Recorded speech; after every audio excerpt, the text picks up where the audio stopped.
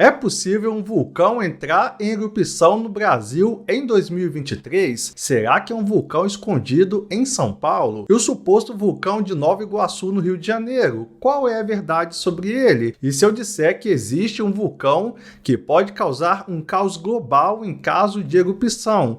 Você acredita? Se sim, vamos juntos descobrir tudo e muito mais neste vídeo cheio de mistérios e segredos dos vulcões brasileiros e mundiais.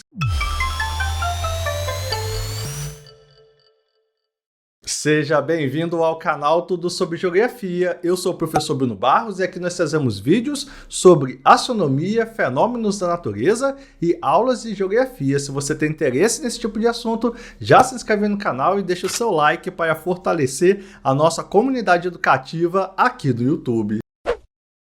Existe um vulcão escondido em São Paulo? Ou pelo menos já existiu algo assim? E o vulcão de Nova Iguaçu? Qual é a verdade sobre ele? Neste vídeo vamos fazer uma análise detalhada sobre os vulcões brasileiros. Eu resolvi fazer este vídeo devido ao sucesso do meu último vídeo sobre esse tema, que pegou mais de 1 milhão de visualizações, e eu percebi que vocês têm muitas dúvidas sobre esse tema. Então, com base nos comentários daquele vídeo, eu produzi o vídeo de hoje. E eu quero pedir para você que sempre me acompanha aqui no YouTube, que sempre assiste os meus vídeos, que assista este vídeo até o final, pois só assim você vai entender de fato o que está acontecendo. Não seja como muitos que só olham a capa e o título do vídeo e já sai falando um monte de coisa sem entender a ideia do vídeo. E já comenta aí a sua opinião sobre o tema. Você acredita que um vulcão pode entrar em erupção aqui no Brasil? Neste caso, em qual estado isso poderia ocorrer? Comenta aí, pois a sua opinião é sempre muito importante. Vale destacar que, ao comentar, você precisa ser educado nos comentários. Comentários desrespeitosos são excluídos e o autor do comentário é bloqueado aqui no canal. Vamos lá então? Quanto à possibilidade de um vulcão entrar em erupção em São Paulo, no meu último vídeo ficou bem claro que não existe esta possibilidade. Porém, existe algo curioso sobre esse tema. Há quem diga que no Brasil não existam vulcões, mas em 1896, um fenômeno geológico denominado Vulcão do Macuco trouxe milhares de pessoas para Santos, no litoral de São Paulo. Historiadores o descrevem como a primeira atração turística da cidade, e tudo isso aconteceu, na verdade, por conta de um acidente. Olha só o que aconteceu. O fenômeno, que teve início no dia 28 de dezembro de 1896, por volta das 13 horas, durante a implantação de um sistema de esgoto no bairro Macuco, na época recém-criado. Operários da Comissão de Saneamento de Santos estavam perfurando o solo com o objetivo de fixar algumas estacas. Após colocarem um tubo de aproximadamente 17 metros, uma forte corrente de ar frio saiu pela tubulação. O que eles não sabiam, porém, é que se tratava de um bolsão de gás. O gás começou a sair e, quando ele chegou na atmosfera, ou seja, no ar, ele entrou em ebulição. Ele teve uma ignição, pegou fogo e, junto com isso, começou a sair uma lama avermelhada, resultado desse bolsão de gás que foi rompido por esses trabalhadores. Começou a pegar fogo, sair fogo, e eles não entendiam o que era aquilo e começaram a ficar assustados. Sendo assim, a região litorânea possui muita matéria orgânica, o que gera gases poluentes para a atmosfera. Como estava de forma subterrânea, os gases se concentraram naquele local, e quando o pessoal foi escavar, aconteceu esse problema que nós estamos falando. O vulcão do Macuco permaneceu por aproximadamente um mês em erupção, ou em atividade, por assim dizer, e ninguém entendia o que era. Então, algumas pessoas começaram a dizer que aquilo era, de fato, um vulcão. Daí, o que aconteceu em seguida, hoje seria chamado de efeito viral. Com o passar das horas, a densidade e o tamanho foram se intensificando, e a notícia que existia um vulcão em erupção no bairro Macuco se espalhou rapidamente pelas ruas de Santos e se estendeu para outras cidades do Brasil. As companhias de transportes, de bondes, criaram linhas especiais que levavam até o bairro Macuco. Empresas de navegação também começaram a levar as pessoas que queriam ver o fenômeno, já que ficava próximo do canal do Porto de Santos, além das pessoas que iam a pé para assistir o espetáculo. Muita gente se aproveitou da situação para faturar. No caminho até o vulcão do Macuco, várias pessoas vendiam amendoim, bolinho de fubá, pamonha, limonada, pastéis, entre outros alimentos e bebidas. A imprensa de todo o estado de São Paulo noticiou sobre o vulcão do Macuco e mais de 8.000 pessoas chegaram aí até a primeira atração turística de Santos. Porém, algo inesperado aconteceu. Sim, vamos falar do fim do vulcão do Macuco. Foi uma loucura na cidade na época. Depois de um tempo ele foi diminuindo as chamas e aí acabou apagando e sumiu, porque o gás chega uma hora que ele acaba, não é mesmo?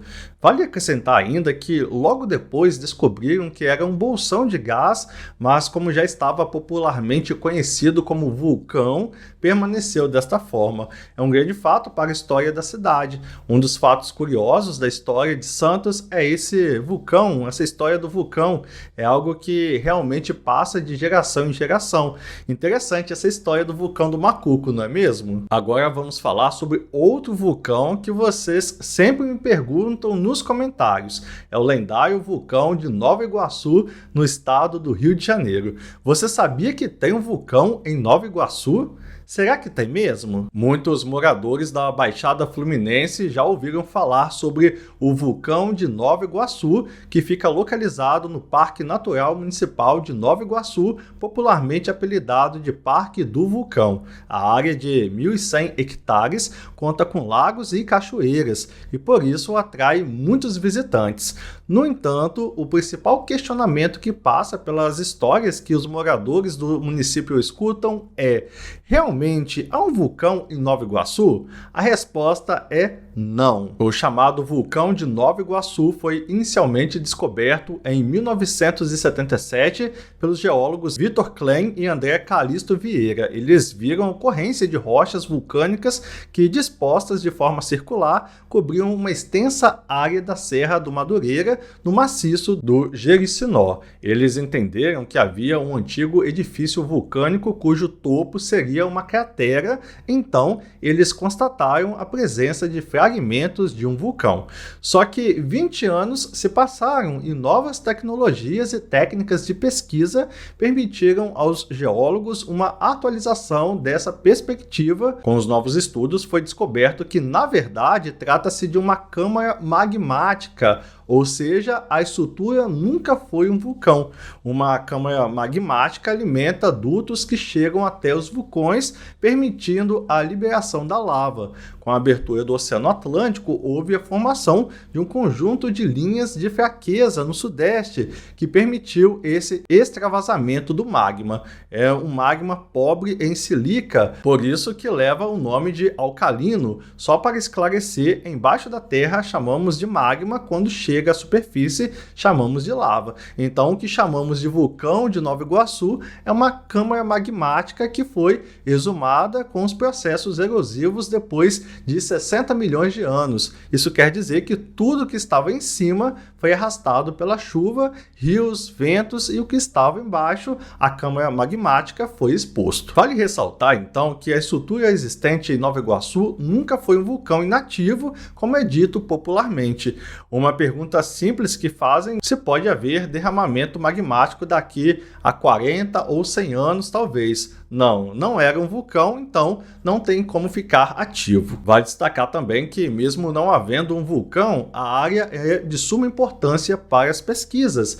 Enquanto o evento geológico, essa câmara magmática precisa ser mais estudada para entendermos a sua formação, desenvolvimento e finalização. Na verdade, toda a faixa de linhas de fraqueza precisa ser estudada para que possamos compreender melhor o fenômeno e suas consequências. Então vale ressaltar, a importância da área, que também atrai visitantes e turistas. Enquanto o patrimônio geológico que gera turismo para a região, o valor é mais alto ainda. é valorizar o que a Baixada Fluminense tem, a sua geodiversidade. Por isso, foram criadas unidades de conservação para proteger o meio ambiente e manter uma história geológica que possa ser contada para as novas gerações. Em resumo, na década de 1970, dois pesquisadores disseram que havia um vulcão extinto em Nova Iguaçu.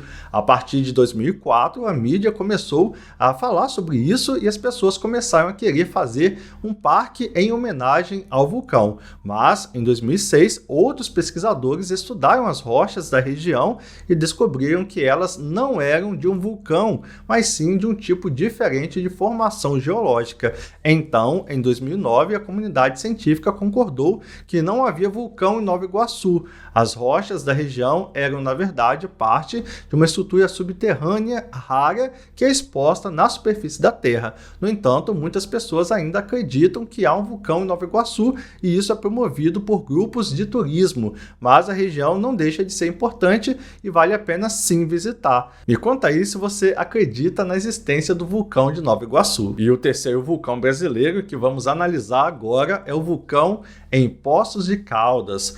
Poços de Caldas e toda a região são privilegiados por serras, terras ricamente férteis e paisagens exuberantes. O que muitos não sabem é que tudo isso é resultado de um vulcão extinto, em cujo centro situa-se hoje a cidade de Poços de Caldas. A região sofreu há 80 milhões de anos uma intrusão, uma espécie de enxerto de rochas alcalinas no solo já existente e com um movimento intenso das rochas e do magma que foi expulso durante a erupção vulcânica. A região foi elevada a mais de 500 metros de altitude em relação ao nível do mar. Com o tempo, essas mesmas rochas esfriaram e o centro do vulcão sofreu um desabamento, formando uma espécie de enorme cratera que deu origem ao que hoje conhecemos como Planalto de Poços de Caldas. As serras que dominam a paisagem da região, na verdade, fazem parte das bordas da caldeira do vulcão. O tema do vulcão é bastante conhecido e com alguma frequência vocês me perguntam sobre ele. Esse vulcão era enorme, com cerca de 40 quilômetros de diâmetro. Por ser tão grande, se formou uma grande caldeira com vários vulcões pequenos borbulhando dentro dela. Isso aconteceu durante milhares de anos. Foi essa atividade geológica que deu origem às águas sulfurosas e às riquezas minerais que fazem parte do complexo alcalino de Poços de Caldas, o único no mundo com essas características. Vale destacar que o que vemos hoje, com uma topografia mais elevada, não é exatamente o edifício externo do antigo vulcão, mas sim suas porções mais interiores, o que é chamado de caldeira. Em grande medida, o antigo vulcão já foi erodido. Essa incomum formação geológica trouxe muitos benefícios a toda a região, loteando-a com diversos atrativos naturais devido ao excelente clima, águas de características térmicas e sulfurosas, picos conhecidos mundialmente e solo rico em minerais que tornam a terra naturalmente fértil. O Planalto de Poços de Caldas e suas cercanias criadas pelo extinto vulcão não são apenas um elemento geológico característico da região. Graças a ele, a cidade de Poços de Caldas e toda a região ganharam muitos benefícios, seja no campo econômico, turístico, científico, histórico, além da exuberância arquitetônica e paisagística. Bem, até aqui analisamos os vulcões, ou pelo menos a possibilidade de ter existido vulcões no território brasileiro no passado e no presente. Agora vamos falar sobre algo real. Trata-se de um vulcão ativo em nossos dias que pode trazer muitos transtornos, não só para o Brasil, mas para todo o mundo. Vamos analisar agora como um vulcão pode provocar caos global em caso de erupção. Ele não está localizado no Brasil, são apenas algumas centenas de quilômetros de extensão, mas as consequências de um desastre natural perto do Estreito de Malacca, entre a Malásia e a Indonésia, podem afetar todo o mundo. Todos os anos, cerca de 90 mil navios trafegam pela estreita passagem marítima do Estreito de Malacca, que liga o Oceano Índico ao Pacífico. A carga transportada, grãos, petróleo bruto e todo tipo de commodity que você pode imaginar, representa cerca de 40% do comércio mundial. Acima desses navios encontra-se de uma das vias aéreas mais movimentadas do mundo e abaixo deles, sobre o leito do oceano, há uma enorme rede de cabos submarinos de internet que mantém o mundo conectado. Juntos, estes fatores tornam o Estreito de Malaca uma das artérias mais importantes para a economia global. Ele foi classificado como ponto de estrangulamento em relatórios da Organização Mundial do Comércio, da Administração de Informações de Energia dos Estados Unidos e do Centro de Estudos sobre Assuntos Externos Chatham House, com sede em Londres. Todos eles afirmam que você tem um belo estreito ali. Seria uma pena se acontecesse algo com ele. Pesquisadores alertam que é apenas questão de tempo até que um desastre natural, como um terremoto ou erupção vulcânica, atinja a região. E quando isso acontecer, as consequências afetarão todo mundo. A interrupção das principais rotas comerciais é um problema consistente devido à criminalidade ou a erros humanos. A pirataria é um flagelo na região há muito tempo, mas o estreito é fiscalizado em cooperação pela Indonésia, Malásia, Singapura e Tailândia, ficando geralmente sob controle. Mas com 2,7 km de largura mínima, o local não é suficientemente estreito para ser bloqueado por um porta-contêineres errante, como ocorreu no Canal de Suez no ano de 2021, com um navio que tem 400 metros de largura. As maiores ameaças ao Estreito de Malaca, que separa a Península Malaia da ilha indonésia de Sumatra, estão no mundo natural. Dentre os muitos mapas preocupantes da atividade na região, o mais notável é o que reúne os vulcões ativos e terremotos recentes do planeta. A costa de Sumatra e a parte mais ao sul da ilha de Java, seguindo o curso da fossa de Sunda, formam uma faixa de atividade sísmica com diversos vulcões. Em Java, 2 vulcões, os montes Semeru e Merapi, entraram recentemente em erupção. No Estreito de Sunda, que separa Java de Sumatra, fica Krakatoa e a leste está o Monte Tambora. Sua erupção em 1815 causou queda na produção agrícola até na Europa e no leste dos Estados Unidos. Um evento como o de 1815 pode ocorrer 1 ou 2 vezes a cada milênio, mas não é preciso ter uma erupção com a magnitude tão alta para causar problemas sérios em um ponto de estrangulamento global, especialmente se acontecer em um dos vulcões mais próximos ao Estreito de Malaca. Em 2018, pesquisadores do Centro de Estudos de Risco de uma universidade do Reino Unido imaginaram os efeitos de cenários que incluíram uma erupção do Monte Merapi em Sumatra. Eles sugeriram que a erupção pode produzir nuvens de cinza e piroclasto fino, fragmentos de rocha ejetados no ar que irão flutuar através do Estreito de Malaca em direção a Singapura e a Malásia. Os danos resultantes à infraestrutura local e às cadeias de fornecimento, a aviação particularmente seria muito prejudicada, seriam combinados com uma queda global da temperatura de 1 grau, gerando uma queda estimada de 2,5 trilhões de dólares, cerca de 13 trilhões de reais do PIB global, por um período de 5 anos. Este número é muito maior que os 5 bilhões de dólares, cerca de 26 bilhões de reais de prejuízo estimado à economia global devido à erupção de um vulcão com nome impossível de pronunciar em português, localizado na Islândia no ano de 2010. A última erupção do Monte Merapi também ocorreu em 2010. Uma erupção do Merapi é menos provável seu período de retorno, que é tempo médio estimado entre cada erupção, é de 750 anos. Mas os riscos são muito altos e merecem considerar seriamente esta possibilidade. E o Merapi é apenas um dos diversos vulcões ativos na região. Vamos imaginar que um desses vulcões ativos, como o Monte Semeru na ilha de Java, na Indonésia, produza uma forte erupção. O magma irromperia da cratera, cinzas seriam lançadas para o céu, tremores sacudiriam cidades da região. Se o vento estiver na direção sudoeste, todo o tráfego aéreo do Estreito de Malaca seria suspenso, a cinza cairia sobre o próprio estreito, pedaços de pedra pómez acumulariam-se sobre a superfície do mar. Um grande terremoto relativamente próximo seria uma ameaça de escala similar. Ele poderia causar um tsunami sobre o estreito, como o tsunami de 26 de dezembro de 2004, e também geraria correntes de turbidez, nuvens de sedimentos agitados, movendo-se em alta velocidade que atingiriam o leito oceânico. É tipicamente o que faz romper os cabos. Na erupção de Tonga, em janeiro de 2022, foram as correntes de turbidez que romperam os cabos, causando um blackout regional da internet. As correntes de turbidez também enterram esses cabos, dificultando ainda mais a sua recuperação. Imagina-se também que, no caso de erupção, seja declarada uma zona de exclusão,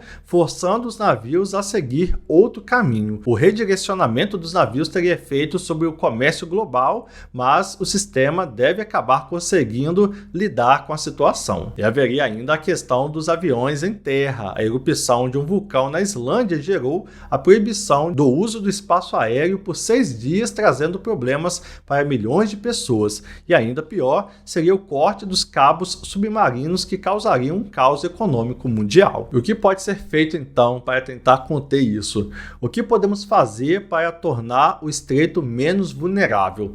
Não temos como parar os terremotos, isso é verdade. A Comissão Oceanográfica Intergovernamental e a Unesco elaboraram sistemas de aviso precoce para eventos como tsunamis. Existe um serviço em operação, o Sistema Mundial de Aviso à Navegação, que alerta o transporte marítimo sobre desastres geológicos ou climatológicos. A Guarda Costeira japonesa é o coordenador oficial da região, que inclui o Estreito de Malaca. No momento, precisamos melhorar não só o monitoramento dos vulcões. Um aviso de erupção com até algumas horas de antecedência faz uma grande diferença, mas também a sua identificação. Além disso, a melhor preparação é a diversificação. Mais satélites com internet ajudariam. Os países da região também ampliariam sua resiliência, lançando novos cabos submarinos que sigam caminhos diferentes dos atuais. A China parece estar adotando esta prática com relação à navegação. Há anos ela vem tentando construir um canal através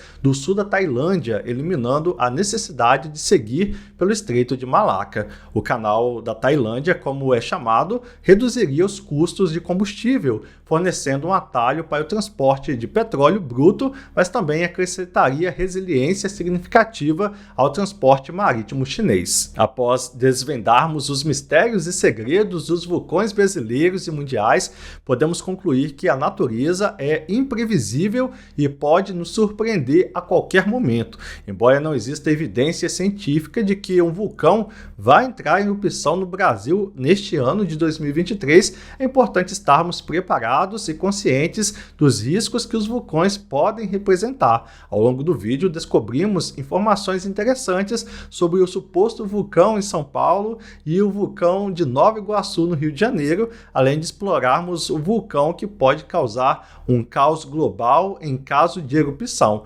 Aprendemos que os vulcões são fenômenos naturais fascinantes, mas que também podem ser extremamente perigosos. Portanto, devemos sempre respeitar e estudar esses gigantes da natureza para podermos nos proteger e viver em harmonia com o planeta. E agora eu quero saber a sua opinião sobre esse assunto.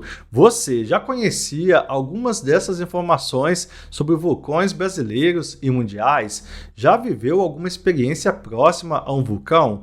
Você sabia que existem vulcões ativos em outros países que já causaram grandes tragédias? Como podemos nos preparar para possíveis erupções vulcânicas? Deixe a sua opinião e compartilhe suas experiências nos comentários aqui embaixo. E não se esqueça de se inscrever em nosso canal para não perder nenhum conteúdo exclusivo. E se você quer se aprofundar nesse tema, geologia, acesse meu curso online. Lá nós temos um módulo exclusivo que explica tudo sobre as forças geológicas do nosso planeta. O link você encontra no comentário fixado aqui embaixo. E agora chegou a hora de você compartilhar esse vídeo com todo mundo que você conhece. Então pega o link desse vídeo e posta em todos os grupos de WhatsApp que você participa. Posta no grupo da família, no grupo do trabalho, no grupo grupo da escola, vamos ajudar o maior número de pessoas a ter acesso ao nosso conteúdo educativo. Muito obrigado por assistir esse vídeo e até a próxima. Valeu!